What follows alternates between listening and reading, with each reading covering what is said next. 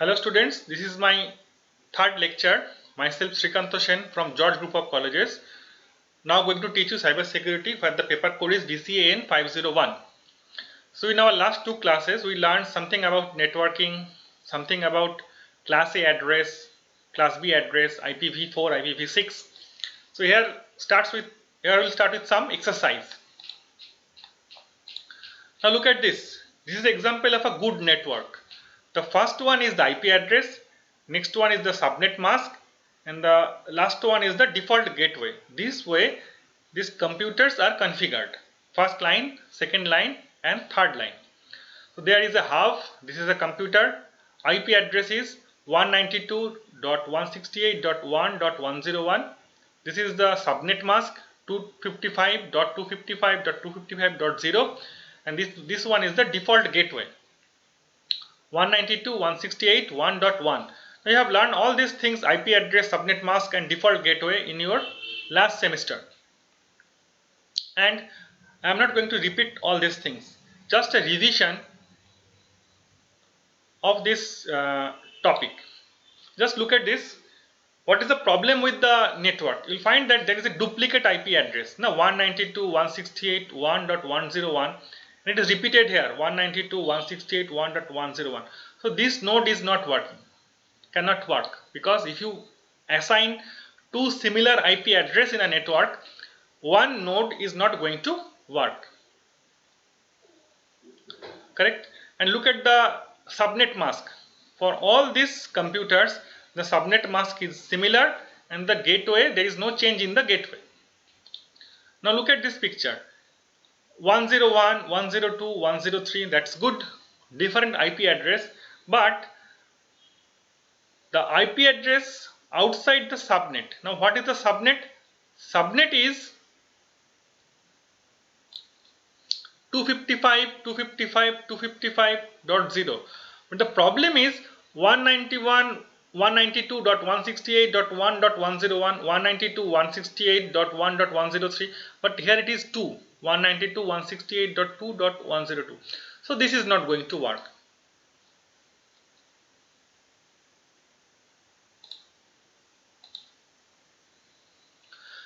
Next, in this case, we will find that there is a wrong subnet mask. Look at subnet mask. This is a subnet mask, subnet mask, subnet mask. That's good. But look at this one. It is 255.255.0.0. So this node again is not going to work in this network.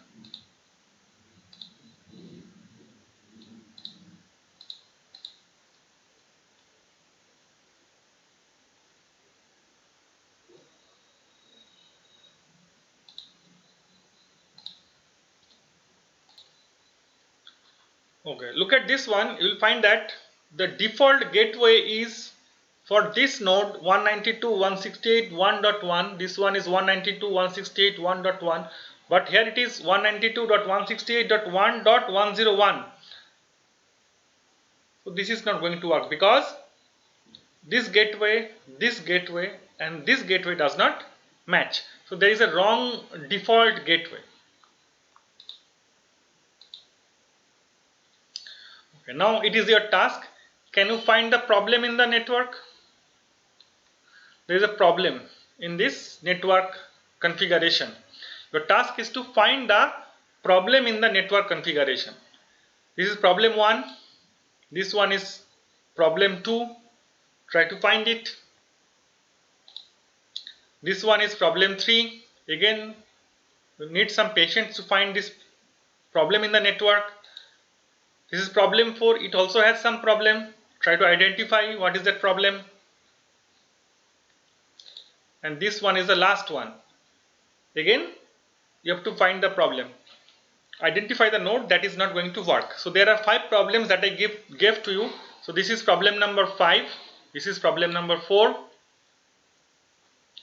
This one is problem number 3. This one is problem number 2. And this one is the problem number 1. So you need to go through these slides again and again to identify what is that problem that is not helping a particular node to function properly in the network. Okay, now we'll start with NAT, Network Address Translation. So primarily NAT was introduced to the world of IT and networking due to the lack of IP addresses. Now as the number of computers are increasing, more and more computers try to connect to the internet, whereas IPv4 can support only limited number of computers. So in an office, suppose there are 50 computers and 50 computers need internet, it is extremely difficult to assign 50 different IP address to 50 different computers. So there is a solution that is called NAT. NAT is actually using a private IP addresses that works within that office. So what happens, in that office there is only one IP address that is collected from the internet service provider, and there is a device that generate private IP addresses within that office so that it can accommodate more computers within that office, and all these computers can connect to the internet via that NAT enabled device. Understand? What is the purpose of NAT? NAT addresses a layer of security by hiding computers, servers and other IT equipments from the outside world. Like suppose a request is generated from this computer and it leaves that NAT enabled device. Now suppose that is a malicious request, correct? Now it is extremely difficult to prove that that request generated from this computer. The IP address can be identified that it is generated from this IP address, but there are 50 computers. From 50 computers, among these 50 computers, which particular computer is responsible for this generation of malicious request is extremely difficult to identify, because that NAT hides the computer by providing it private IP addresses. Okay, here comes the picture. The best way to describe how NAT works is similar to the extension of an office line. An outsider calls to the main number and connect to the office, and there is a switchboard operator looks through the office telephone list and connect to the particular desk. Suppose you make a phone call. The phone call will be received by the college authority, and suppose you want to talk to your HOD, say BCA department HOD. Now it will be transferred to the BCA department HOD desk. Now suppose you want to talk to the BBA department HOD, so it will be transferred to the BBA department HOD desk. So this is the concept of NAT. The particular office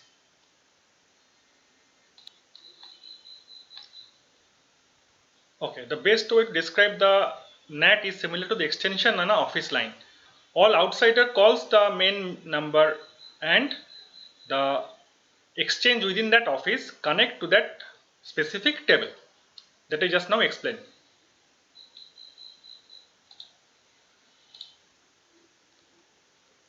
Okay, this is something about NAT. NAT is the process of reassigning the single IP address space into further one by altering the network address data in the IP header of the data packet while they are traveling through the network towards the destination node. This is some information about the network address translation.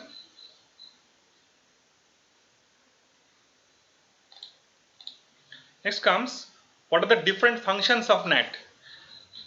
It saves IP addresses by allowing networks to use private IP addresses. With NAT, you can generate private IP address that is available in the particular private network. So the concept is, you just take one IP address from the ISP and distribute that IP address to all the locally generated private address. Next one is NAT translate private internal addresses into public and external addresses. Now think of the reverse situation where you type something. Again NAT converts that address and move forward this to the internet. So both way direction possible, from this way and from private addresses. Next one is NAT has added the benefit of adding a degree of privacy. Now what is the meaning of privacy? When I say privacy, suppose a message is generated from this node correct? Now it is extremely difficult to prove that the address is generated from this node. It can be easily proved that the IP at this message is generated from this IP address, but it is extremely difficult to prove. If there are say suppose 50 devices, networking devices, computing devices, from which specific computer that message was generated. It will be difficult to prove, because NAT that does that kind of encryption. Okay, there are three types of address translation. First one is static NAT, next one is dynamic NAT, and the last one is port address translation. So static NAT is given, dynamic NAT is given, and port address translation or PAT is given, and the specification is and the functionality is mentioned here. Now there are some problem with the NAT. What are the problem with the NAT? Some applications and services such as VPN, virtual private network, and video conferencing struggle to process via NAT. So this is the problem. If you use a VPN and some video conferencing, you will find that NAT is doing not as intended. Okay. Next we'll start with information security. What is information security? Information security, often referred to as InfoSec, refers to the process and the tools designed and deployed to protect sensitive business information from modification, disruption, destruction, and inception.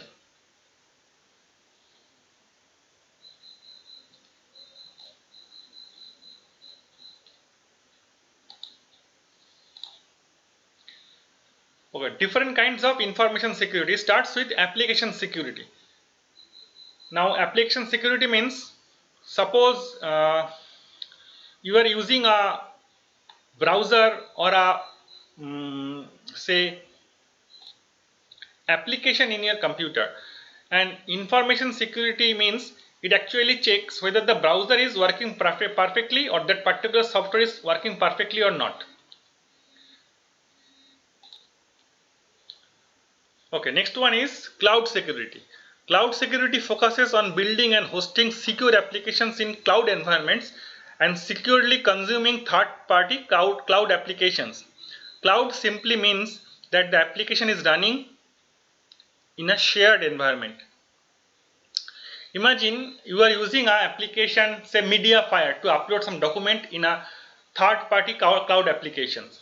So cloud security means it checks whether it is securely stored in the cloud environment or not. Next one is cryptography. Cryptography means encrypting data in such a way that it can be only understood by the intended destination. In between, if somebody hijacks that data, it will be difficult for them to understand what the sender wants to send. So this is another feature, another concept of information security. That means modify the data in such a way that only source and destination can only understand. Like you use WhatsApp communication. In WhatsApp, the sender and the receiver are end-to-end encrypted. That means whatever you send to a particular destination, that particular destination only can understand. In between, if somebody tries to hijack the data, in fact the WhatsApp server, the organization, their employee cannot have any idea what kind of information we are trying to send, because that is encrypted such a way that only you can understand and the sender and the receiver can understand. Next is infrastructure security. Like you are using a Wi-Fi network, you are using a switch, you are using a gateway, and all this can be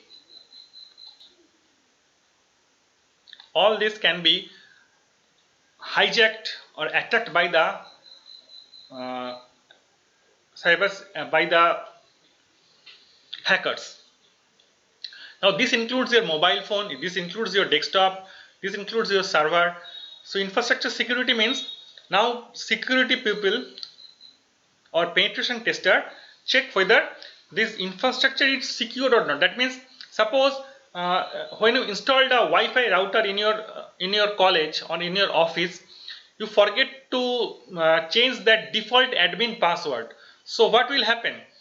Anybody can identify what is the company name of the router, and they know the default user ID and password, and if you do not change it, they can access that router with default user ID and password and can access your free Wi-Fi and can use it. Next one is incident response. Suppose some hacking occurred and you can't do anything now. So your task is, once you identify that hacking happens, what is your next step? What you should do fast? That is called the incident response. If something happens with respect to information, what is your first secured step so that further no more damage happens? Next one is vulnerability management. Vulnerable means the weak point. Like suppose user ID is given and the password field is given. Now vulnerable means I'll try to give some user ID and password like admin, say admin password is admin123, or this kind of things to check whether by any case whether I can get the access of the admin page or not. If I can access that page, that is the concept of the user ID and password page is vulnerable. The different vulnerability are say SQL injections are there, cross-site scriptings are there, buffer overflow is there. So these are the different kinds of vulnerability. And how to manage this kind of vulnerability is the concept of information security. We are going to learn this in near future. Okay, next comes the most important one, the difference between information security and cyber security. Cyber security focuses on the online threats, whereas the information security consider more multiple areas of threats. Now cyber security thinks in terms of hacker, and information security thinks in terms of protecting the data. So one is destructive, another one is constructive. How can I defend my data? So there are some 4 differences between cyber security and information security. So in summary, cyber security means you are basically trying to deal with data, but information security is basically you are trying to deal with data and the infrastructure connected with that data. So this is a bigger domain than cyber security. So information security is much bigger domain than cyber security.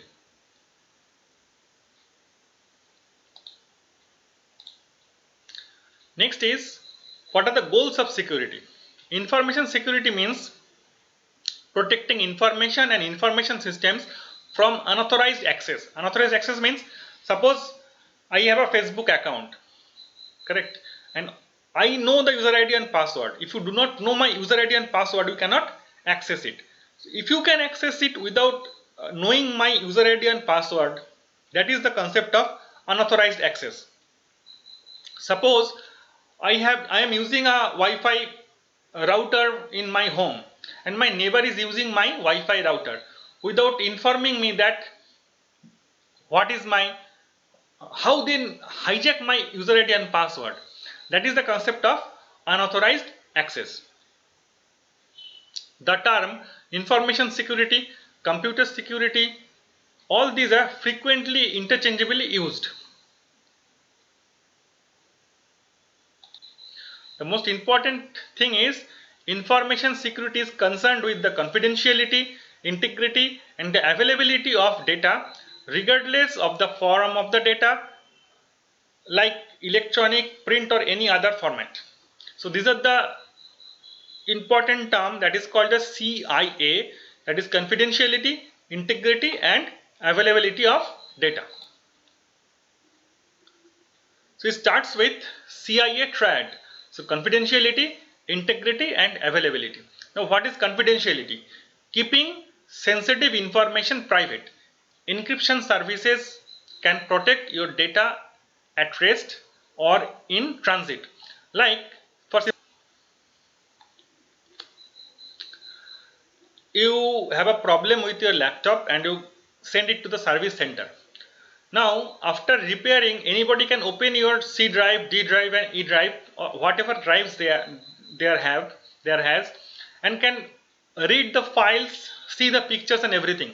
But suppose you use some software and encrypt that drive, so that if somebody wants to open that drive, that person needs to know the password to open that drive. Then that is the concept of confidentiality. Best example is, there is a software called TrueCrypt. TrueCrypt is a software that encrypts that folder or that drive, so that nobody cannot easily access it. That is the concept of confidentiality. Next one is integrity. It is the consistency of data. That means if you open data from any sources, you will find the data remains same. That is the concept of integrity. That means suppose you open your email ID from a mobile phone, or your email ID from a laptop, or email ID from a desktop. It may be from your office, from maybe from any surfing center. You can see the same data, same kind of mail available in the mailbox. So this is the logic of integrity. And last one is availability. It refers to the authorized users can freely access the system, networks and data needed to perform their daily tasks. Availability means you want to send some mail. For that you need a desktop, you need internet connection, you need a network, so that you can send a particular mail through a particular device. So these three things are important: confidentiality, integrity and availability.